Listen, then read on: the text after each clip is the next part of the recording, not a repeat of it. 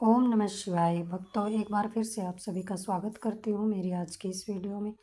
भक्तों, आज की वीडियो में हम स्कंद पुराण के अंतर्गत श्रावण मास के महात्म्य का 15वें अध्याय का श्रवण करेंगे। 15वें अध्याय में षष्ठी व्रत की कथा और उसकी विधि का वर्णन किया गया है। इस अध्याय में भगवान शिव सनत कुमार को श्रावण मास की षष्ठी तिथि को किए जाने वाले इस व्रत का महत्व समझाते हैं। सनत कुमार ने देवों के देव महादेव से नाग पंचमी व्रत के बाद श्रावण मास की षष्ठी तिथि के उत्तम व्रत के बारे में प्रश्न किया था। भगवान शिव ने बताया कि श्रावण मास के शुक्ल पक्ष की षष्ठी तिथि को महामृत्यु का नाश करने वाला सुपोधन नामक शुभ व्रत का विधान रहता है। इस व्रत को करने से और इस अध्याय की कथा को सुनने से सुपोधन व्रत का पालन करने से मनुष्य को महामृत्यु और कष्टों से मुक्ति मिलती है। भक्त को दीर्घायु और स्वस्थ चिरायु पुत्र की प्राप्ति होती है और अंत में साधक सभी सुखों को भोगता हुआ शिवलोक को प्राप्त होता है। तो आइए कथा के श्रवण करते हैं। भोलेनाथ और माता पार्वती के चरणों में कोटि कोटि प्रणाम। गुरुजनों और संत जनों के चरणों में कोटि कोटि प्रणाम करते हुए आज की कथा का प्रारंभ करते हैं। मान्यता है कि सावन के महीने में सच्चे मन से शिव भक्ति करने से भगवान शिव और माता पार्वती की कृपा प्राप्त होती है। साथ ही अधूरी इच्छाएं भी पूरी हो जाती हैं। इस महीने में जप तप के साथ साथ भगवान सावन व्रत कथा का पाठ करना भी शुभ फलदायी है। आगे की कथा में सनत कुमार बोले, हे देवेश, मैंने नागों का यह आश्चर्यजनक पंचमी व्रत सुन लिया है। अब आप बताएं कि षष्ठी तिथि में कौन सा व्रत होता है और उसकी विधि क्या है। ईश्वर बोले, हे विपेंद्र, श्रावण मास के शुक्ल पक्ष में षष्ठी तिथि को महामृत्यु का नाश करने वाले सुपोधन नामक सुव्रत को करना चाहिए। शिवालय में अथवा घर में ही प्रयत्न पूर्वक शिव का पूजन करके सुपोधन का नैवेद्य उन्हें विधि पूर्वक अर्पण करना चाहिए।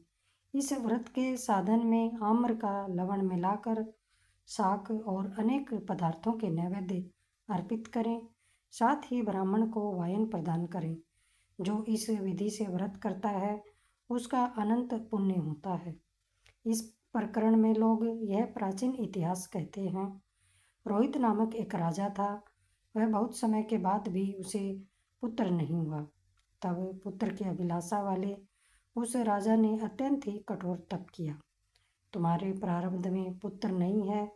ब्रह्मा के द्वारा यह कहने पर भी पुत्र के लिए अति लालसा वाला वह हठवश अपनी तपस्या से विचलित नहीं हुआ। इसके बाद जब राजा संकटग्रस्त हो गए तब ब्रह्मा जी पुनः प्रकट हुए और बोले, मैंने आपको पुत्र का वर दे दिया है, किंतु वह अल्पायु होगा। तब राजा तथा उसकी पत्नी ने विचार किया कि इससे मेरा बांझपन तो दूर हो जाएगा, संतानहीनता की निंदा नहीं होगी। कुछ समय पश्चात ब्रह्मा जी के वरदान से उन्हें हर्ष तथा शोक देने वाला पुत्र उत्पन्न हुआ। राजा ने विधि पूर्वक उसके जात कर्म आदि सभी संस्कार किए। दक्षिणा नाम वाली उस रानी तथा राजा पुरोहित ने प्रेम पूर्वक उसका नाम शिवदत्त रखा। भयभीत चित्त वाले राजा ने पुत्र का यज्ञोपवीत संस्कार किया, किंतु राजा ने उसकी मृत्यु के डर से उसका विवाह नहीं किया। तदंतर 16वें वर्ष में वह पुत्र मृत्यु को प्राप्त हो गया। तब ब्रह्मचारी की मृत्यु का स्मरण करते हुए राजा को महान चिंता होने लगी कि जिसके कुल में यदि ब्रह्मचारी मर जाए उनका कुल विनष्ट हो जाता है और वह ब्रह्मचारी भी दुर्गति में पड़ जाता है।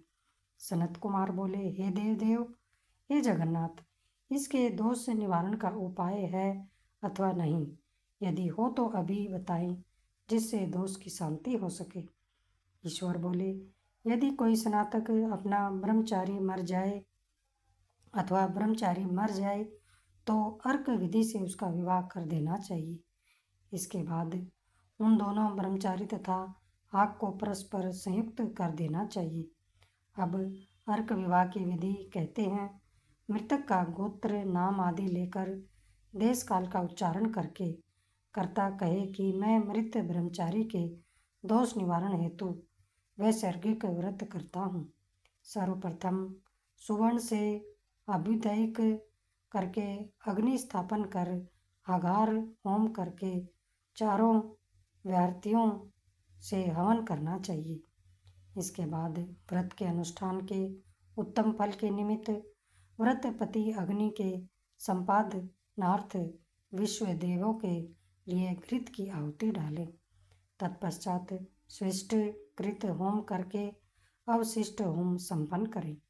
पुनः देश काल का उच्चारण करके इस प्रकार बोले, मैं अर्क विवाह करूँगा। तत्पश्चात सुवर्ण से अभ्युदयिक कृत करके अर्क शाखा तथा मृतक के देह को तेल तथा हल्दी से लिप्त करके पीले सूत से वेष्टिक करें और पीले रंग के 2 वस्त्रों से उन्हें ढक दें। इसके बाद अग्नि स्थापन करें और विवाह विधि में प्रयुक्त योजन नामक अग्नि में आघार होम करें तथा अग्नि के लिए आज्य होम करें। तत्पश्चात चारों व्याहृतियों से बृहस्पति तथा कामदेव के लिए आहुति प्रदान करें। पुनः घृत से स्विष्ट कृत होम करके संपूर्ण हवन कर्म समाप्त करें।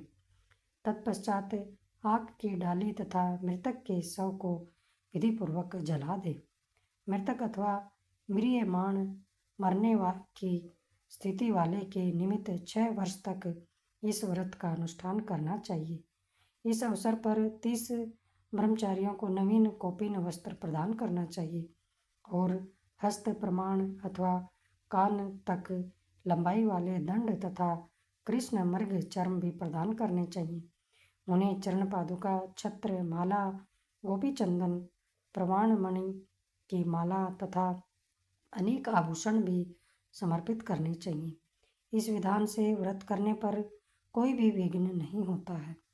ईश्वर बोले, ब्राह्मणों से यह सुनकर राजा ने मन में विचार किया कि यह अर्क विवाह तो मुझे गौण प्रतीत होता है, मुख्य बिल्कुल नहीं, क्योंकि कोई भी व्यक्ति मरे हुए को अपनी कन्या नहीं देता है। मैं राजा हूँ, अतः मैं उस व्यक्ति को अनेक रत्न तथा बहु धन दूंगा जो कोई भी इसकी वधू के रूप में अपनी कन्या प्रदान करेगा। उस नगर में कोई ब्राह्मण था। उस समय वह किसी दूसरे नगर में गया हुआ था। उसकी पहले की मृत हो चुकी भार्या से एक सुंदर पुत्री विद्यमान थी। ब्राह्मण की दूसरी पत्नी थी जो दुष्ट मन वाली थी और उसके प्रति बुरे विचार रखती थी। वह कन्या 10 वर्ष की थी। वह दीन थी तथा अपनी सौतेली माता के अधीन थी। अतः सौतपन के द्वेष तथा अत्यधिक लोभ, धन के लोभ के कारण उस सौतेली माता ने 1 लाख मुद्रा लेकर उस कन्या को मृतक राजकुमार के निमित्त दे दिया। कन्या को ले करके वे लोग नदी के तट पर शमशान भूमि राजकुमार के पास गए और सबके साथ उसका विवाह कर दिया। इसके अनंतर विधान पूर्वक कन्या का योग करके जब वे जलाने की तैयारी करने लगे तब उस कन्या ने पूछा, हे सज्जनों, आप लोग यह क्या कर रहे हैं? तब वे सभी दुखी होकर कहने लगे कि हम लोग तुम्हारे इस पति को जला रहे हैं। इस पर भयभीत होकर बाल स्वभाव के कारण रोती हुई उस कन्या ने कहा, आप लोग मेरे पति को क्यों जला रहे हैं? मैं जलाने नहीं दूंगी। आप सभी लोग एक साथ चले जाइए। मैं अकेले ही यहाँ बैठी रहूँगी। जब वे ये उठेंगे तब मैं इन पति देव के साथ चली जाऊंगी। उसका हठ देखकर दया के कारण दीन चित्त वाले कुछ एक भाग्यवादी वृद्ध जन वहाँ इस प्रकार करने लगे, अहो, होनहार भी क्या होता है, इसे कोई भी नहीं जान सकता। दीनों की रक्षा करने वाले तथा कृपालु भगवान न जाने क्या करेंगे। सौत की पुत्री का भाव रखने के कारण सौतेली माता ने इस असहाय कन्या को बेचा है। अतः संभव है भगवान इसके रक्षक हो जाए। अतः हम लोग इस कन्या को तथा इस शव को नहीं जला सकते। इसलिए यदि सभी को अच्छा लगे तो हम लोगों को यहाँ से चले जाना चाहिए। परस्पर ऐसा निश्चय करके वे सब अपने नगर को चले गए। बाल स्वभाव के कारण यह सब क्या है इसे न जानती हुई भय से व्याकुल वह कन्या एकमात्र शिव तथा पार्वती का स्मरण करती रही। उस कन्या के स्मरण करने से सब कुछ जानने वाले तथा दया से पूर्ण हृदय वाले शिव पार्वती शीघ्र ही वहां आ गए। नंदी पर विराजमान उन तेज निधान शिव पार्वती को देखकर उन देवों को न जानती हुई भी उस कन्या ने पृथ्वी पर दंड की भांति पड़कर प्रणाम किया। तब उसे आश्वासन प्राप्त हुआ कि पति से तुम्हारे मिलने का समय अब आ गया है। तब कन्या ने कहा कि क्या मेरे पति अब जीवित नहीं होंगे? तब उसके बाल स्वभाव से प्रसन्न तथा दया से परिपूर्ण शिव पार्वती ने कहा कि तुम्हारी माता ने सुपोधन नामक व्रत किया था। उस व्रत का फल संकल्प करके तुम अपने पति को प्रदान करो। तुम ऐसा कहो कि मेरी माता के द्वारा जो सुपोधन नामक व्रत किया गया है उसके प्रभाव से मेरे पति उठ जाएं। तब उसने सब कुछ वैसे ही किया और उसके परिणाम स्वरूप शिवदत्त उठ गया। उस कन्या को व्रत का उपदेश करके शिव तथा पार्वती अंतर्ध्यान हो गए। तब शिवदत्त ने पूछा, तुम कौन हो और मैं यहाँ कैसे आ गया हूँ? तब उस कन्या ने कुछ वृत्तांत कहा और इस प्रकार रात्रि व्यतीत हो गई। प्रातः होने पर नदी के तट पर गए हुए मनुष्यों ने राजा से यह निवेदन किया कि हे राजन, आपके पुत्र तथा पुत्रवधू नदी के तट पर विद्यमान है। विश्वस्त लोगों ने यह बात सुनकर वे राजा बहुत अधिक हर्षित हुए। वे हर्ष भेरी बजवाते हुए नदी के तट पर आए।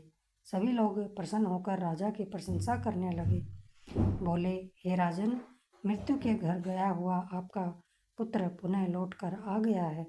इस पर राजा पुत्र वधू की प्रशंसा करने लगे और बोले कि लोग मेरी प्रशंसा क्यों करते हैं? मैं भाग्यहीन हूँ और अधम हूँ। धन्य और भाग्यशालिनी तो यह पुत्र वधू है, क्योंकि इसी के पुण्य के प्रभाव से मेरा यह पुत्र जीवित हुआ है। इस प्रकार अपने पुत्र वधू की प्रशंसा करके राजा ने दान और सम्मान के साथ श्रेष्ठ ब्राह्मणों का पूजन किया और ग्राम से बाहर ले जाए गए मृत व्यक्ति के पुनः ग्राम में प्रवेश कराने से संबंधित शांति के विधि को ब्राह्मणों के निर्देश पर विधि पूर्वक संपन्न किया।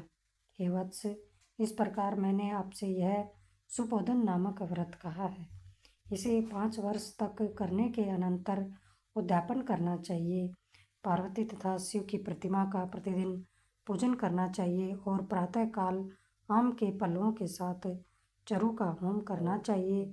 साथ ही नैवेद्य तथा वायन अर्पित करना चाहिए। मनुष्य यदि व्रत की बताई गई इस विधि के अनुसार आचरण करे तो वह दीर्घजीवी पुत्र प्राप्त करके मृत्यु के अनंतर शिवलोक को जाता है। इस प्रकार श्री स्कंद पुराण के अंतर्गत ईश्वर सनत कुमार संवाद में श्रावण मास का यह 15वां अध्याय समाप्त होता है। हर हर महादेव।